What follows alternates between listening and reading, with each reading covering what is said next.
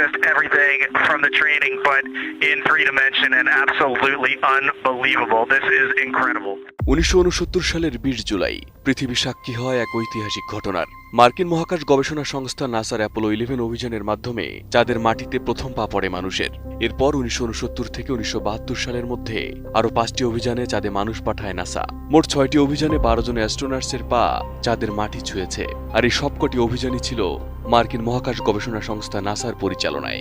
এরপর কেটে গেছে দীর্ঘ 52 বছর। পৃথিবী উন্নত হয়েছে, প্রযুক্তির ছোঁয়া আমূলে বদলে গেছে সবকিছু। বিশ্বের 70টি দেশ 110টিরও বেশি মিশন পরিচালনা করেছে চাঁদকে উদ্দেশ্য করে। কিন্তু প্রশ্ন হলো, এত বছরেও এবং এত প্রযুক্তি থাকা সত্ত্বেও মানুষের পা কেন আর চাঁদের মাটিতে নামেনি? তবে কি এসব দাবি পুরোটাই নাটক ছিল যুক্তরাষ্ট্রের, নাকি হলিউড স্টাইলে ডকুমেন্টারি বানিয়ে পুরো বিশ্বকে বোকা বানিয়েছে ওয়াশিংটন? অ্যাপোলো অভিযানে আনা 382 কেজি পাথর, মহাকাশ অভিযানের ছবি কিংবা ভিডিও থাকা সত্ত্বেও এই সন্দেহকে আরো জোরালো করে তুলেছে নাসার সাম্প্রতিক আর্টেমিস 2 মিশন। নাসার পক্ষ থেকে বলা হচ্ছে, এই মিশন শুধু একটি পরীক্ষামূলক মিশন, যা আর্টেমিস 3 এর মাধ্যমে বাস্তবায়ন হবে। এর পরের মিশনে মানুষ চাঁদের দক্ষিণ মেরুতে নামবে। কিন্তু প্রশ্ন হলো, যুক্তরাষ্ট্র তো এর আগেও আরো 6টি মিশন সফলভাবে পরিচালনা করেছে। তাহলে এই 52 বছর ধরে সরাসরি চাঁদের মাটিতে না নেমে কেন চাঁদের মাটি ছুঁতে বারবার পরীক্ষামূলক মিশন চালাচ্ছে ওয়াশিংটন?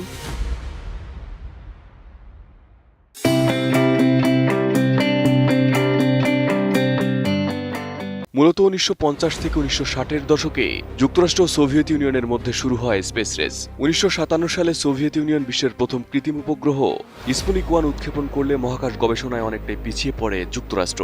এর প্রতিক্রিয়ায় 1961 সালে তৎকালীন মার্কিন প্রেসিডেন্ট জন এফ কেনেডি ঘোষণা দেন, এই দশক শেষ হওয়ার আগেই মানুষকে চাঁদে পাঠানো এবং নিরাপদে পৃথিবীতে ফিরিয়ে আনা হবে।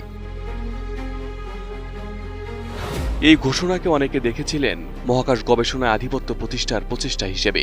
পরবর্তীতে কয়েক দফা প্রস্তুতি ও পরীক্ষামূলক অভিযানের পর অ্যাপোলো 11 মিশনের মাধ্যমে যুক্তরাষ্ট্র দাবি করে তারা সফলভাবে চাঁদে অবতরণ করেছে, সেখান থেকে নমুনা সংগ্রহ করেছে এবং নিজেদের পতাকা স্থাপন করেছে।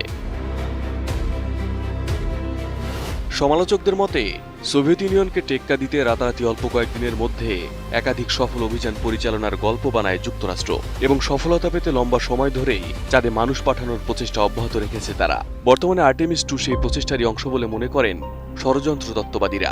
তবে বর্তমান প্রযুক্তির যুগে এই অভিযানকে অনেকটাই সফলতার পথে বলেও মনে করা হচ্ছে, যার বাস্তবায়ন ঘটতে পারে আর্টেমিস 3 অভিযানে। মূলত 1960-এর দশকে চাঁদে যাওয়ার মূল চালিকা শক্তি ছিল রাজনীতি ও স্নায়ুযুদ্ধ, বিজ্ঞান নয়। তবে হঠাৎ মহাকাশ যাত্রা থামিয়ে দেওয়ার পেছনে মার্কিন বিশ্লেষকরা দাবি করে থাকেন, ব্যয় ঠেকাতে এরপর আর এগোয়নি ওয়াশিংটন। তাদের দাবি, অ্যাপোলো প্রোগ্রামে সে সময় খরচ হয়েছিল প্রায় $25 বিলিয়ন, যা বর্তমান হিসেবে প্রায় $250 বিলিয়ন বেশি। বলা হয়, সোভিয়েত ইউনিয়নকে হারানোর পর মার্কিন সরকার এই বিশাল খরচ আর চালিয়ে যেতে চায়নি। সোভিয়েত ইউনিয়ন যখন চাঁদে পৌঁছাতে ব্যর্থ হলো, তখন আমেরিকার জন্য সেখানে বারবার যাওয়ার প্রয়োজনীয়তাও ফুরিয়ে গিয়েছিল। তাদের মনোযোগ তখন স্পেস শাটল এবং ইন্টারন্যাশনাল স্পেস স্টেশন তৈরিতে চলে যায়। তবে এখানেও মার্কিনীদের এই দাবি নিয়েও প্রশ্ন উঠছে যে যুদ্ধবাজ দেশ যুদ্ধের মাধ্যমে বিশ্বজুড়ে অস্থিরতা তৈরিতে বিলিয়ন বিলিয়ন ডলার ব্যয় করে, তারা কি শুধুই ব্যয় ঠেকাতে এত বড় সাফল্য দাবি করেও 52 বছর ধরে থেমে থাকবে? এসব প্রশ্নের উত্তর হয়তো আড়ালেই থেকে যাবে। Arif Hasan, ATN news.